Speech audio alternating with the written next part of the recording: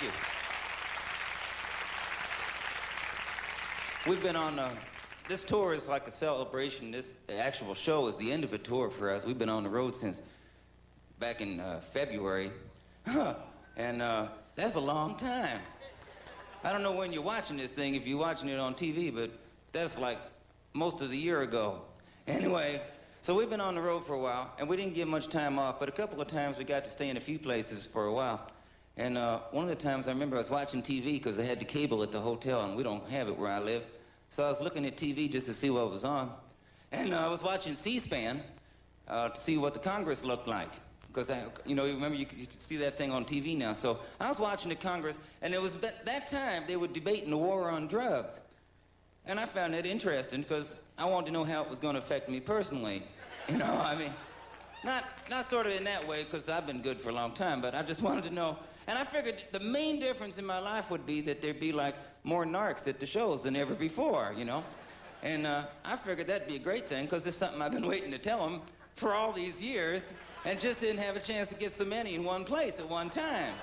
And because most of them don't realize, especially like younger narcs, don't realize that I got my start playing music over 20 years ago, mostly due to agents of the federal government. Because it's true. Because when I started playing, I was playing in these little clubs, and I was the only one there. There was nobody coming to them. I was just playing at them. And I was saying weird things. And I was not the only one. There were other people playing other empty clubs, and they were saying weird things too. And it was about that time the federal government said, let's go find out what those weird people were saying.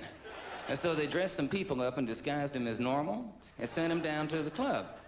And it was about that time the state government started saying, look, there's people going to those clubs. Let's find out what's going on there.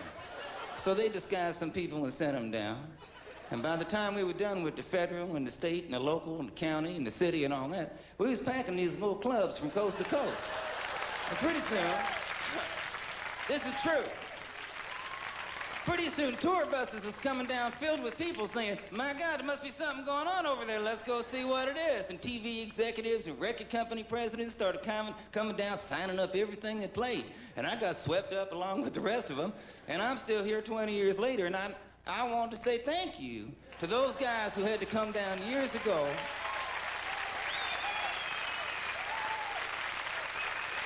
I know there might be a few of you out here in this audience today. I know you can't be going like this, but hey, it's good to see you out there. And I know it's hard to be a narc, especially today, because, well, people don't realize the work that goes into, like, being a narc. It's not something, people don't realize the talent and ability you got to have. You know what I'm saying? I mean, it's not like you don't just get out of high school and say, well, should I go to college or be a narc? You can't do that. You got to have talents and abilities that start when you're a little baby. It's got to be nurtured and growed right. I mean, maybe, well, most kids lose those abilities around 5 or 6 years old. But in certain cases, when it's growed right, when people is taken care of right, those abilities can linger into adulthood. Maybe it's easier today with special ed and stuff, but these guys didn't have that back then. You know what I'm talking about? These guys had to develop powers and abilities on their own. And I know that, you know, when you think of people with powers, you'd be thinking of some yogis sitting in a cave in India or something, but hey, I know people right here in America that's got powers some of you guys wouldn't believe. Because I met a guy one time, and this guy, this was a while ago, but I met him, and they used to stick this guy on airport runways, and he would smell airplanes as they was coming in for landing. This is before they knew about dogs. This is true. Not only could he pick out the plane, but he could pick out the seat. He would radio into the guys at the gate saying, there's a man in 36C, he's carrying some illegal substance. And then they'd pick up that poor guy at the gate, and he'd be wondering how they knew.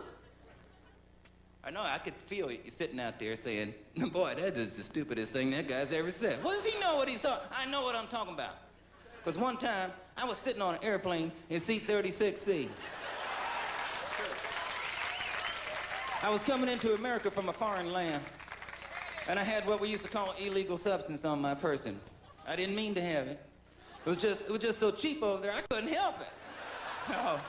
And everything was fine until I got on the plane, and the plane took off, and I suddenly realized, wait a minute, I can't get out of this plane. And not only that, I was sitting in the no smoking section. So I knew I was in trouble. And I had what we used to call inspiration, but we don't call it that today. We call it, I don't know, paranoia, something like that. And back then, we used to call feelings like that inspiration, remember? And not only that, I was feeling, it was more than this. It was like revelation, because I could see stuff. I was looking out the window of my plane, and I could see that man smelling my plane, and I was 1,000 miles away from America. But I could see him as plain as day. And so, in a desperate fit of inspiration, not knowing what else to do, I ate it. And there I was, sitting in seat 36C, D, E, and F. I was floating around the plane. But it was okay, because I knew I had powers. I could feel the powers coming into my being. As a matter of fact, I saved everybody's life one time. Because it's true, the plane was going down. And I just put my hand up, I thought, up. And that plane went, down. I saved everybody. I didn't even have to say nothing. They all knew it was me that saved them. They was all looking at me. I remember when the plane landed, because the time tunnel come to meet me. I remember it was attached to the building, and it came out like that, and it attached itself on the plane. And people were disappearing into the time tunnel. And I thought, boy, these people are stupid. I was the last one on the plane. And I finally was escorted personally into the time tunnel. I remember I was about halfway through the time tunnel when all of a sudden, standing right in front of me in the time tunnel, standing right in front of was the same man that I had seen in my revelation, smelling my plane 1,000 miles away, was now standing right in front of me in the time tunnel. And he had a look in his eye that said, I know you ate it. But it was okay, because I had a look in my eye, too, that said, yep.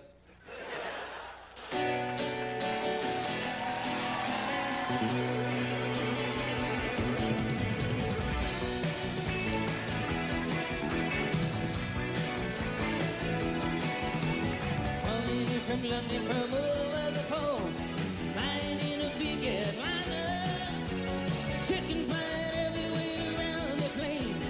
Could we ever feel much finer? Coming into Los Angeles, bringing in a couple of keys. Don't touch my bags if you please, Mr. Customs Man. There's a man with his ticket to Mexico.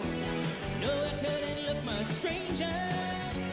Walking into all with his things and all, smiling said it was the Lone Ranger. Coming into Los Angeles, bringing in a couple of keys. Don't touch my bags if you please, Mr. Customs Man. Go ahead, Ed.